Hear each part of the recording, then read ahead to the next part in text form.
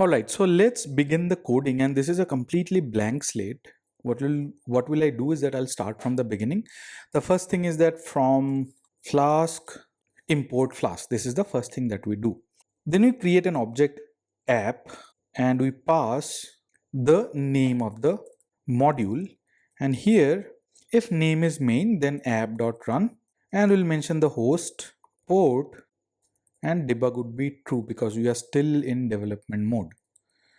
Okay, so now after this, what will I do is, let me pull up the code that I had written earlier. I'm not writing any new code for URL function, all right?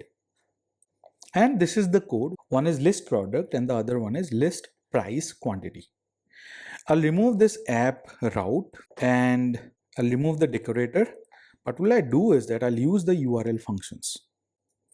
And using the URL function, I'll add API to these Python functions, right? Okay, the first function that I want to talk about is app.add_URL_rule. And here what we have to mention, we'll have to mention the path, which will actually be list product. This is the first argument, and the second argument would be view function. So why it is called view function? Because as I said, Flask also gives you the ability to create web applications. We are not creating web applications, but that's perfectly fine. So as part of web applications, Flask want to call these functions as view functions because these functions will cater to the view of the web pages. After this, I will add the function here, which is list product, and I'll add one more rule. And in this case, I'll mention list price quantity, and the view function would be list price quantity. And this is exactly same as that of adding @app.route. But instead of that, we are registering it here.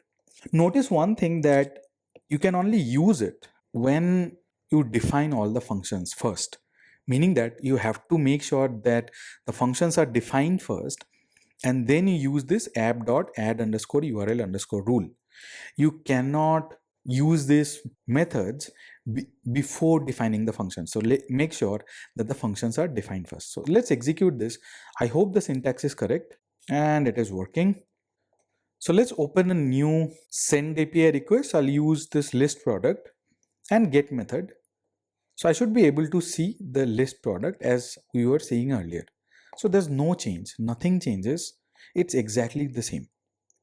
The only difference is that I have used this add URL rule URL helper function. Similarly, if I, let's say, mention list price quantity, it is showing you the product ID, its corresponding price and quantity as earlier.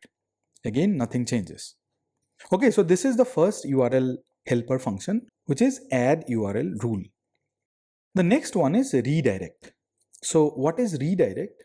Let's say for some reason this list product is not working and you are making some changes here, okay, or this is not a critical function, so you want to make sure that you do not run this. So instead of that, you can use the redirect clause, and what you do here is that you use redirect here and then you mention the function, which is list price quantity, sorry, not function, the API, the URL endpoint rather. And it is giving error because redirect is something that you have to import. Now it's fine. Now let's try list product again. Now list product should actually show us the price, product ID and quantity. So as you can see, it is showing us the price, product ID and quantity. Okay, so let's redirect the other one also. Now here, what will I do? Instead of returning item list, I will redirect it to the API, which is list product. Now if I use list price quantity endpoint, it will show me the output which is being shown by the list product API. As you can see, there is some error. What is this error saying? It's saying exceeded max redirects, probably stuck in a redirect loop. So what is happening here? Let's go back to the code. Okay, so I'm going to list price quantity, which is redirecting to list product, but list product is again redirecting to list price quantity, which is again redirecting to list product. So I hope you understand what the problem is. The problem is that it's an infinite loop that has happened in redirection. So that's why I get the max redirect error. Now it should work. And if I send it, instead of quantity and price, it is showing the name of the product because of the redirection. The last URL helper that I wanted to talk about is the abort function. Let's say if certain conditions are not matching, in that case, this API should be aborted. I'm not using any if else condition here. I just want to show you how the abort function works.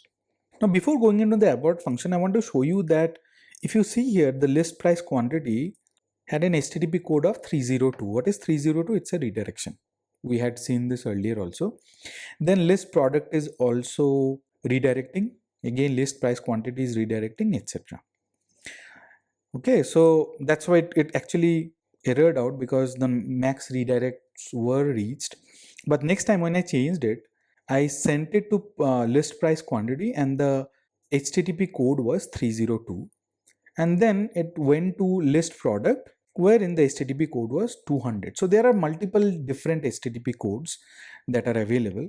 And while aborting a particular API, you want to make sure that you give a proper code. So now let me show you some of the HTTP error codes.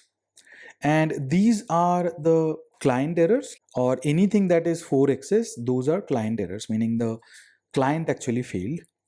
Anything at the server side, if anything goes wrong at the server end, that's a 5xx error, like 500, 501, 502, etc. And 2xs are typically successful errors. So what will I do is that we will maybe abort the function with the error code 502.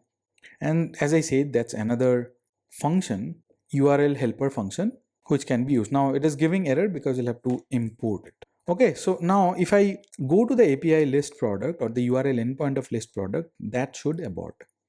But list price quantity should work. So list price quantity, it is working as usual because I have removed the redirection. And if I go to list product, again, I'm using get method, remember, it is giving you 502 bad gateway error. Why? Because I have used the abort endpoint. I can use other HTTP functions, error codes also. Like let's say 504, which is a gateway timeout error. Now if I send this, I should get the gateway timeout error. And I'm using get method. If I use post method, obviously it will give you error that the method is not allowed. We have seen this anyway. So these are the URL endpoints that I wanted to talk about. Now what I'll do is that let us go ahead and implement Python decorator using these functions. I'll name them separately, but the functionality would be the same. Maybe list product from file, but I'll use a decorator to modify it. And I will not show it using Flask. I'll show it using plain and simple Python application. So I'll comment out all the Flask execution that we have. So it would be a plain and simple Python program. This is a very simple code. I have used the same code that I have been using in Flask, but instead of running it as a Flask application, I'm running it as plain and simple Python application. What am I doing? Again, opening the file and getting all the products, the product ID, the product name, and maybe product price also. And I'm adding it as dictionary, and then finally adding it to the list. Now in the execution, what I'm doing is that I'm using this variable to call the function, and the function would return an items list, which would be an array. So I'm printing all the rows in the array. So let's execute this, and should be pretty straightforward. There should not be any problem as such.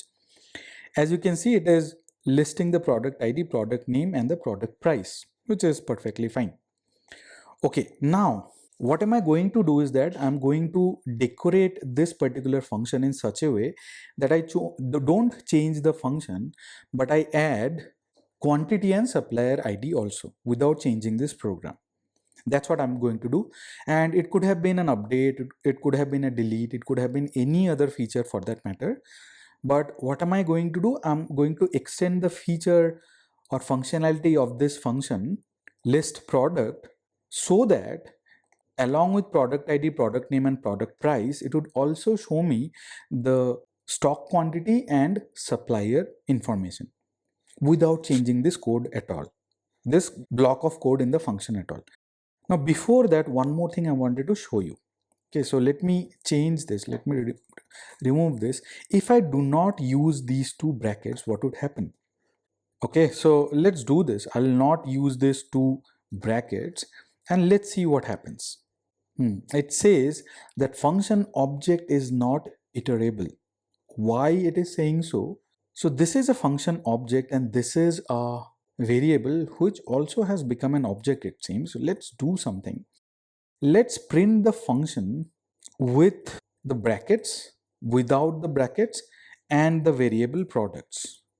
Okay, the first one is with bracket, the next one is the same function name without bracket, and the third one is the variable product, wherein I have assigned this function to this variable product. Okay, let's execute this. And as you can see, the first is an output which is as expected because this function is returning a list which is items underscore list. But the second one, list product, is actually an address of the function in the stack. If you have gone through my Python basics or Python essentials course, you'd know that how a function gets executed in memory. So this is the memory address of the function. For product also, if you see, it's a memory address. It is not executable. Okay. But now, if I, let's say, print products with bracket, it would show me the output, which is items underscore list array. So I hope you get the idea. So unless you use brackets or open and close parenthesis, the function does not become executable. You just get the memory of the function assigned to the variable. Now this is a very important concept in decorators because in decorators we actually send the address of a function. All right. Okay. Now let us go ahead and create a decorator of list product. That has to be a function also, and the name of the function would be decorate list product. Okay, and it has to have an argument. As per the definition, what should we pass to a decorator function? Decorators add features to a function without changing the code of the defined function. Decorator is a function which takes a function as an argument or parameter and returns the modified function. So we'll have to pass the function, and it can be any function. In our case, we are using the list product function, but it can be any function. So I can name it as, let's say, my function or list product also or LP also, anything as such. But I'll give a intuitive name. Let's say decorator underscore function. Okay. Now what I have to do is that I'll have to modify this particular function. So to do that, I'll have to create one more function inside of the decorator. The purpose of decorator function is to just get the main function as an argument and then return the modified function. Here I'll have to return a function which is modified, maybe modified function, let's say. This is what it would be. So eventually the decorator function would return a modified function, but this modified function is not defined, right? We cannot use list product. So we'll have to use another function here, which is maybe list product detail, and it will not take any arguments because I'm not passing any arguments. Okay. Now, obviously, as the product name is list product detail, I'll have to return the same product. Now, what this function would do, it would modify this function. So I want to add more features. So I want to return product quantity and product supplier. It should be 4 and 5. And let me add the product ID also, which would be the 0th element. So all of it is giving error because I'll have to read the file before doing that, right? So let me read the file. And after reading the file, I'll have to read the lines also. You already know how to do that. So for each line, I'll get these individual elements. So it is giving error because I'll have to define items, right? So items would be a dictionary as usual and an empty dictionary. Now this error is gone. After this, as usual, I'll have to append it with item list. But the problem is that item list is not defined. I'll have to define item list as a empty list. Now here's the thing, if I define item list as an empty list here, it will not modify the item list which is there in the main function, which means this one. Correct? Because this is a separate item list than this one. So if you remember the function rule, the legby rule, this is a different item list variable which has been defined here, and this would be a different item list variable which has been defined inside of list product detail.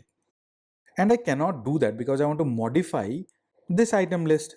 So that is the whole and sole purpose that we are doing it. Now how do we fix it? How do we make sure that this function modifies the same item list array or item list as this one? So both of them should have access to the same item list array or item list empty list. So for that we'll have to define a global variable. This item list would be a global variable, and then I will initialize item list here. So if you remember the global variable, I talked about it in the function Python basics function session.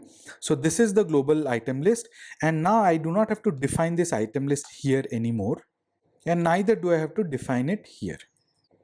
So now this item list is a global variable, and both the functions would modify the same item list. This is giving error because this is items list, not item list. Now it is sorted. So what is happening now? Both the functions are modifying the same list. It is appending to the same list. The items variables are different. The items dictionary variable is different in both the cases.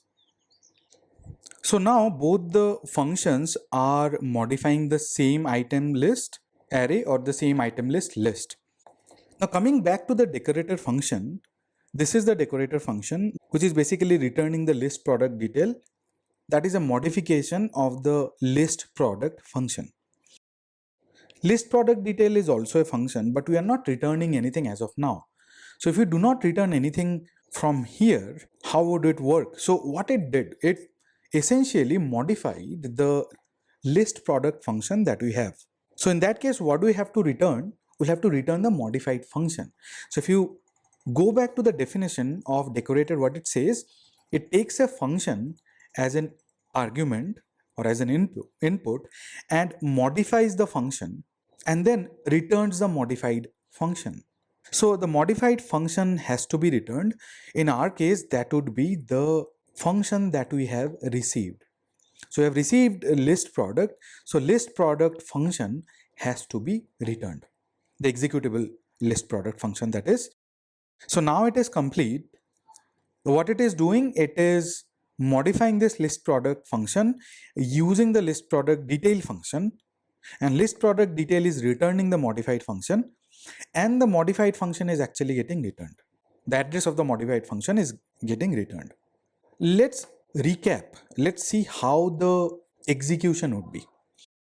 So I have not decorated it. Let's execute it without the decoration, and it should return the product ID, product name, and product price. But if we decorate it with the decorator function, I'm not making any changes in the list product. I'm still calling the list product function only. And if I execute, I am getting the product quantity and product supplier also. Obviously, these are different. These are not in the same item. That is perfectly fine. We'll have to use some application logic to mix them together. And more or less, we'll not be using a file. We'll be using a database wherein we'll be passing the product ID anyway, right? So this is a Python logic problem. This is not a problem with the decorator. So now as I have decorated it, I'm getting the product quantity and product supplier also along with product name and product price for the same product ID. Okay, so this is what decorator does. Now before that, let's try to understand the flow of the program. To do that, I'll use this print function. I'll mention print and then the name of the function. Let's see how the flow is. Now this is decorate list product, and then this is list product detail. So these are the three functions, right? Okay, so now let's see how the execution happens. And before that, I'll also print function. So I'm not bothered about the output. I want to see how the flow is. Let's execute. Okay, first it goes to the decorate list product function, as you can see. So what happens, because we have decorate list product here, it is essentially going to the decorate list product function, and it is not doing anything as such. then it is going to the main function. So it has come to the main function. Then we are calling this list product function. The moment you call the list product function, you already have the decorator. It goes to the list product detail function. Then it does its stuff. And then because I'm returning the function, it is printing this list product. So this gets executed first, and then this entire thing gets executed because I'm using this return function. So what happens, because we have a decorator here, and as you know that all these functions would be compiled first or executed first, then the main function would come. So it has seen a decorator here, and the decorator would decorate this list product function.